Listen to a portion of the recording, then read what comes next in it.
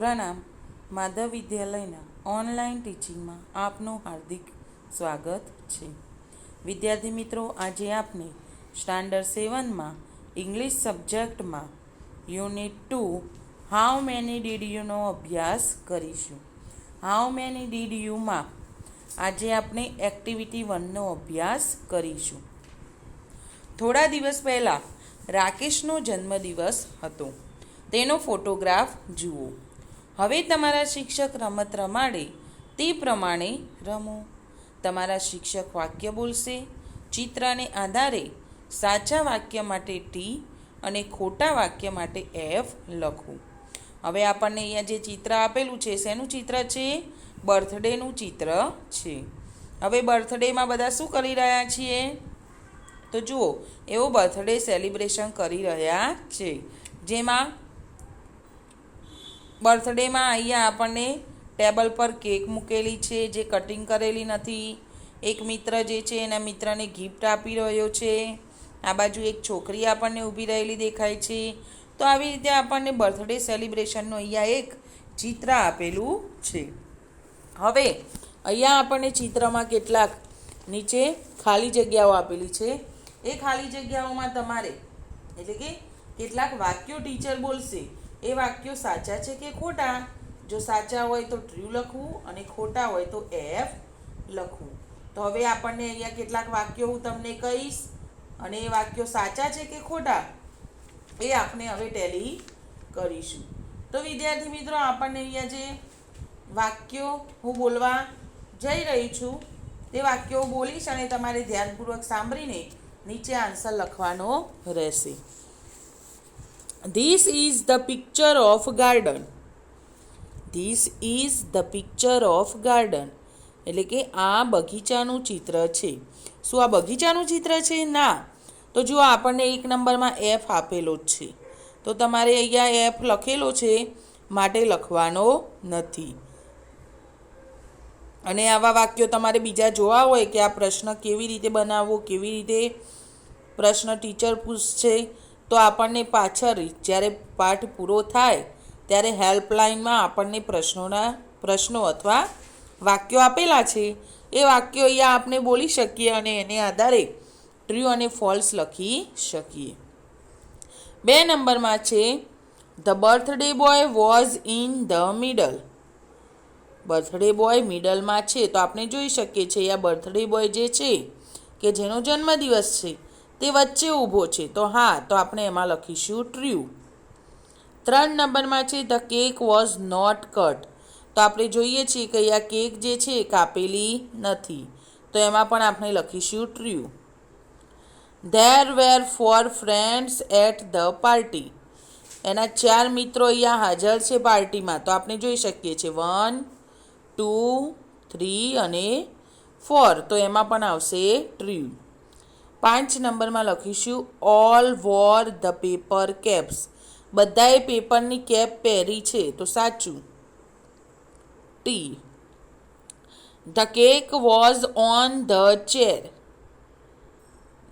Cake was on the chair.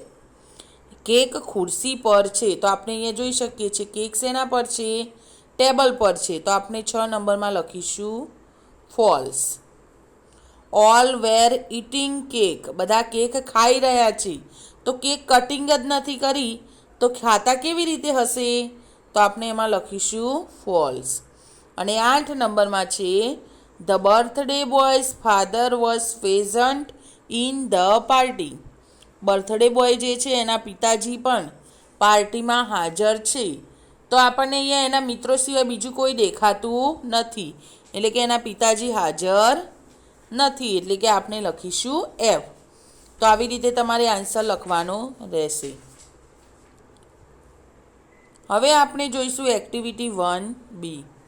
Activity 1Bમાં આપણને અહીંયા એક પેરેગ્રાફ આપેલો છે અને પેરેગ્રાફ શું કહેવા માગે છે આપણે એકવાર વાંચીશું, પછી એના સ્પેલિંગ જોઈશું અને પછી એનો અનુવાદ કરીશું. The boy was sitting at his table near the window. He was doing his homework.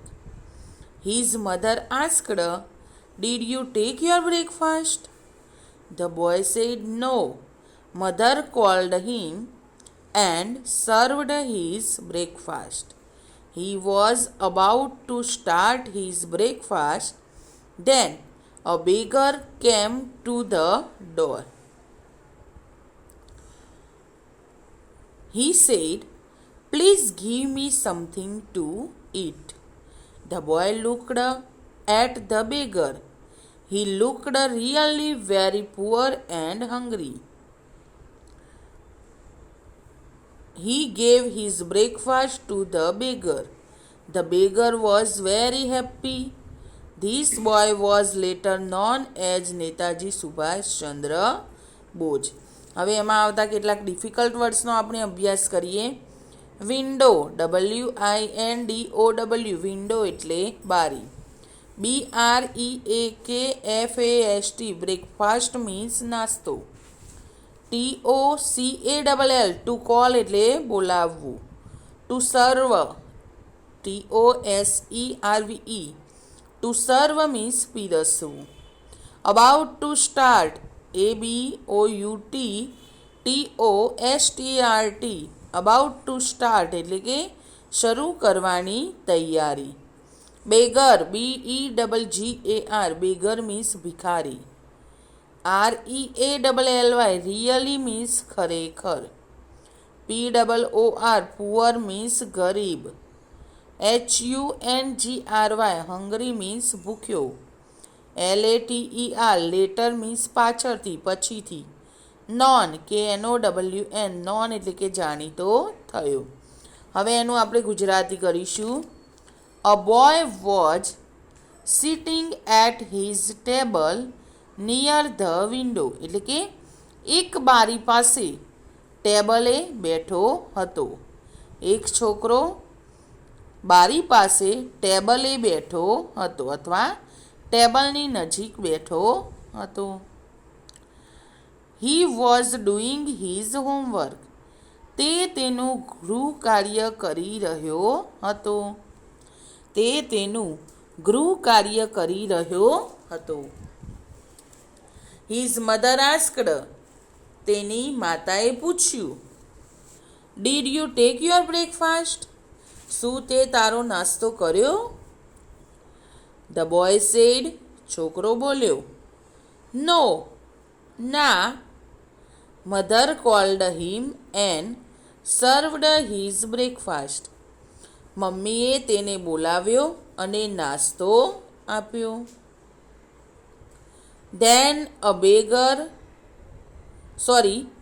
he was about to start his breakfast. He was about to start his breakfast, એટલે કે તે નાસ્તો શરૂ કરવાની તૈયારીમાં હતો. Then એટલે કે ત્યારે a beggar came to the door, ત્યારે એક ભિખારી તેને બારણે આવ્યો. ત્યારે એક ભિખારી તેને બારણે આવ્યો. He said, એટલે કે તે બોલ્યો. Please give me something to eat, એટલે કે મહેરબાની કરીને મને કંઈક ખાવાનું આપો. The boy looked at the beggar, છોકરાએ ભિખારી તરફ જોયું. He looked really very poor and hungry, તે ખરેખર ખૂબ ગરીબ, પુઅર એટલે કે ગરીબ, એન્ડ હંગરી એટલે કે ભૂખ્યો અને ભૂખ્યો દેખાતો હતો. He gave his breakfast to the beggar, તેને પોતાનો નાસ્તો ભિખારીને આપી દીધો. The beggar was very happy, ભિખારી ખૂબ ખુશ થયો. This boy was later known as Netaji Subhashchandra Bose, આ છોકરો પછીથી સુભાષચંદ્ર બોઝ તરીકે જાણીતો હતો. તો આવી રીતે આપણને અહીંયા જે પેરેગ્રાફ આપેલો છે એનું આપણે અનુવાદ કર્યું. હવે એમાંથી કેટલાક આપણને બે બેની જોડીમાં નીચેના વિધાનો ચર્ચા કરવાની છે અને ખરા વિધાનો સામે ખરું અને ખોટા વિધાનો સામે ખોટાની નિશાની કરો. Discuss in pairs and put right mark for right and wrong mark for wrong statements. તો આપણને અહીંયા કેટલાક વાક્યો આપેલા છે. તો સાચું હોય એની સામે ખરાની નિશાની અને ખોટું હોય એની સામે ખોટાની નિશાની. તો આપણને અહીંયા જે વાક્યો આપેલા છે, mother gave Har breakfast to the beggar. મમ્મીએ તેનો નાસ્તો ભિખારીને આપ્યો. તો એ વાક્ય ખોટું છે, કારણ કે છોકરાએ આપ્યો હતો. The boy was studying. છોકરો વાંચી રહ્યો હતો. તો યસ એટલે કે અભ્યાસ કરી રહ્યો હતો. તો યસ, તો આપણે એમાં લખીશું સાચું. પહેલામાં લખીશું ખોટું, બીજામાં સાચું. Netaji gave his breakfast to the beggar. તો જે નેતાજી તરીકે છોકરો જાણીતો થયો એને પોતાનો નાસ્તો બેગરને આપી દીધો. તો એ વાક્ય સાચું છે. The boy did not eat anything. છોકરાએ કંઈ જ ખાવાનું આપ્યું ન હતું. તો એ વાક્ય ખોટું છે. તો છોકરાએ કંઈ જ ખાધું ન હતું. તો તો એ વાક્ય સાચું છે. The beggar asked for some money. જે ભિખારી હતો એ શું માગતો હતો? પૈસા માગતો હતો. તો એ વાક્ય ખોટું છે. તો આવી રીતે આપણને ટ્રુ ફોલ્સ અહીંયા જે આપેલા છે એનો આપણે અભ્યાસ કર્યો. હવે આપણને આપેલી છે એક્ટિવિટી 2. તો એક્ટિવિટી 2માં આપણને અહીંયા કેટલાક વર્ડ્સ આપેલા છે, એટલે કે શબ્દ સમૂહ આપેલા છે. એનું આપણે શુદ્ધ ઉચ્ચારણ કરવાનું છે. સે this phrases after your teacher say. At one blow. At one blow. A rich reward. A rich reward. In our kingdom. In our kingdom. Behind the tree. Behind a tree. Behind a tree. હવે આપણે પાછળ જોઈ શકીએ છીએ કે તમારા શિક્ષક બોલાવે તે પ્રમાણે આ શબ્દો બોલો. તો અહીંયા આપણને જે શબ્દો આપેલા છે હું અહીંયાથી તમને બોલાવું એ પ્રમાણે તમારે બોલવાના રહેશે. હું એકવાર બોલું છું. Beat beat. Let let. Met met. Seat seat. Get get. Dead dead. Dead dead. Did did. Met met. Head head. Heed heed. Fed fed. Set set. તો જુઓ આપણને અહીંયા ઉચ્ચાર જે આપેલા છે એના આપણને અહીંયા કેટલાક મેં વર્ડ્સ લખ્યા છે. તમે જોઈ શકો છો કે એનો ઉચ્ચાર કેવી રીતે થાય છે. તો અહીંયા આપણે જોઈ શકીએ છીએ બીટ. તો બીટ એટલે કરડવું, અને બીજું બીટ આપણને જે આપેલું છે બીટ એટલે કે મારવું. લેટ એટલે કે પરવાનગી આપવી, અને એક લેટ આપેલું છે LATE. લેટ એટલે કે મોડું. MET મેટ એટલે કે મર્યું, આપણે એકબીજાને મળવા જઈએ છીએ એ. અને MAT મેટ એટલે કે ચટાઈ. SIT સીટ એટલે કે બેસવું, ને SEAT સીટ એટલે કે બેસવાની જગ્યા.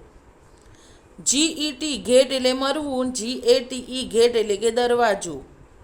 ઉચ્ચાર બંનેના સરખા છે પરંતુ અર્થ જુદા છે, સ્પેલિંગ પણ જુદા છે, આપણે જોઈ શકીએ છીએ. ડેડ DEAD ડેડ એટલે કે મૃત્યુ મૃત, અને ડેડ DAD ડેડ એટલે કે પિતા. ડીડ DID ડીડ એટલે કે કર્યું, અને DEED ડીડ એટલે કાર્ય. MET મેટ એટલે મર્યું, ને MATE મેટ એટલે સાથી. HEAD હેડ એટલે માથું, ને HAD હેડ એટલે હતું. HID હીડ એટલે સંતાડ્યું, અને HEED હીડ એટલે ધ્યાન આપવું. FED ફેડ એટલે કે ખવડાવ્યું. FADE ફેડ એટલે કે ઝાંખું વળવું. SET સેટ એટલે કે ગોઠવ્યું, અને SAT સેટ એટલે કે બેઠવું. તો આવી રીતે આપણને જે વર્ડ્સ આપેલા છે એનો આપણે ઉચ્ચાર કરી શકીએ છીએ અને એનો અર્થ પણ જાણી શકીએ છીએ, જે તમારે તમારી નોટબુકમાં લખવાનું રહેશે. પ્રણામ. Thank you.